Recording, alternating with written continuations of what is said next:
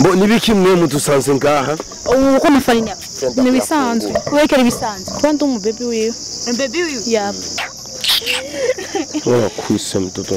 Bidondo uyu nani? Bidondo. Aramvanga nanje ndamuvanga pas problem. Turavangana pas problem. Kugira twakira amahera tugende kugerwa shira bebe. Mumwe moto. Binimje kugerwa he. Ti alare tunaenda kuzikuna na mtoto mrembo. Aragutuka ibiki je ntomo. No, osanga nje ndamkorera manjonjo kitandani wa uwezi.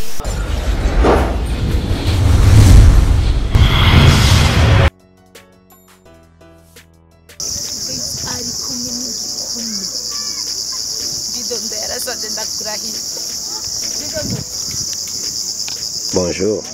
Bidondo na demo Bidondo ni wangapi? Bidondo 7. Bidondo 7. Toro shiri bebe njira muri Facebook. Icarangasha. Yo. Ndonke kufanya hapa. Shufa. Bagwenzoga sha. Yiwanjira konje. Bo nibiki mwe mutusanze ngaha? Uko nafanya hapa. Uko nafanya? Mbona aje gusinya contrat no mu manager wanje. Uri kumwe na Bidondo 7 uri kumwe n'inzoga. Amahera ba matcha tuyege ni bisanzwe. Wekera bisanzwe. Kwandi umubebi wiwe. Baby wiwe? Yeah. Wimva gute umubebi wa Bidondo kandi uri Bidondo 7. Imisanzwe byo onye kwa no onye nanje no boyfriend wanje wa gatatu. Bidondo. Aramvanga nanje ndamuvanga pas problem. Turavangana pas problem. Bidondo. Wimva gute kumva muri muravangana kwanza. Mbona probleme urabona ko turi mu bindi bintu ngaha bariko bananyandikira contrat bagomba bamwe amahera. Le star itwa Jaga avuye muri Senegal.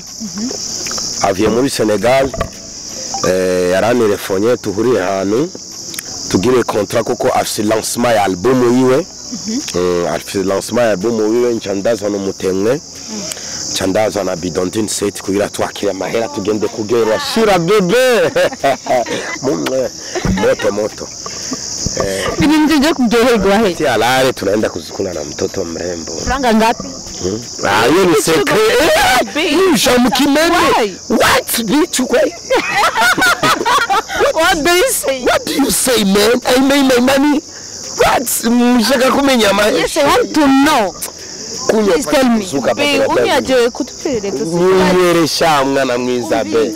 Nkine kumenya neza kuko urumva iyi program waruyizi. Iyi program. None abwo ndayize mu baby wanje no yaje konera home. Yaje kugutora muhira. Ego yaciye by phone konera phone. Ha mucuraza. No waruzi byize uje gukora. Ya. Fungura amahera tugingoko sibyo bebe. Ego baby. Mucha he. Mucha he. None we birakuraba. Umva ndakubwire mabuja. Amaguru yawe gusa. Il faut tuganire ibintu bya musique ça ne me dérange pas my wife. Mbabarira sindi. Okay. Yes, navyumvize mbabarira. That's my sweet honey, my bitumbula. Umwita gutera ngo my bitumbula. Urabiryohererwa. Yo washanda maramaye. Kunda akwite gute. My bitumbula. My oxygen, obe my heart. My oxygen ni oxygen wanje kamene. Bo tubandanye. Acha kwanza nimjongee mzee babu namona Jagwa. Comment tu vas? Ça va très bien. Tu vas bien? Oui, je vais bien, vous? Je vais bien. Jaga. Jaga. So, oui, c'est comme ça. Jaga. Jaga. Yeah. Ok. Tu viens quand au Burundi? Je me suis arrivé ici fin 2018. John qui a fait musique Burundi?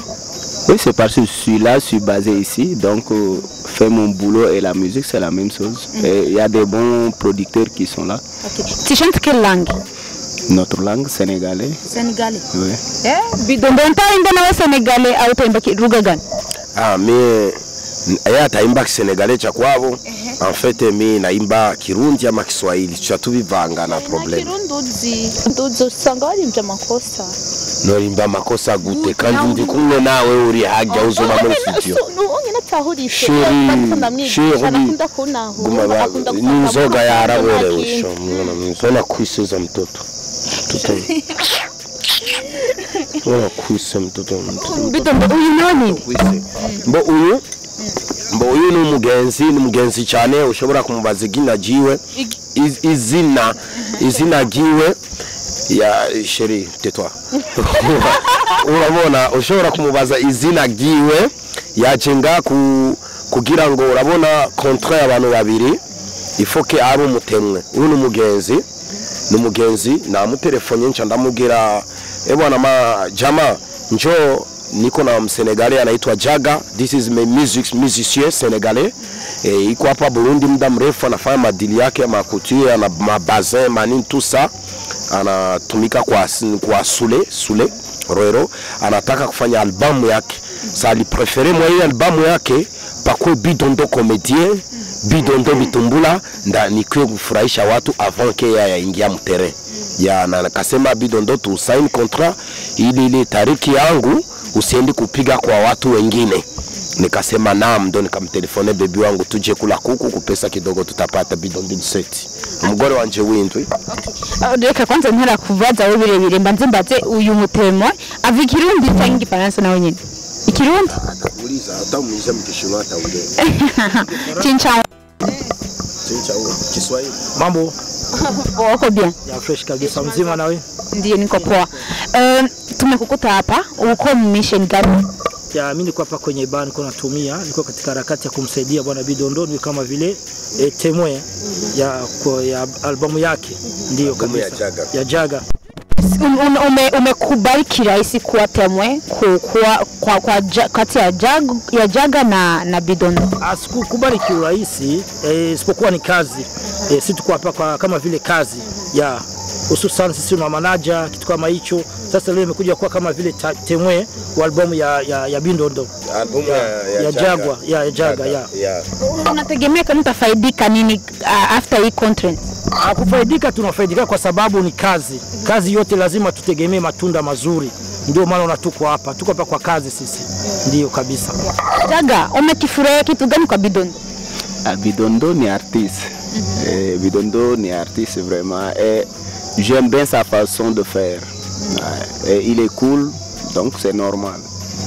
Imekugharimu franga kiasi gani kusema upate Bidondo?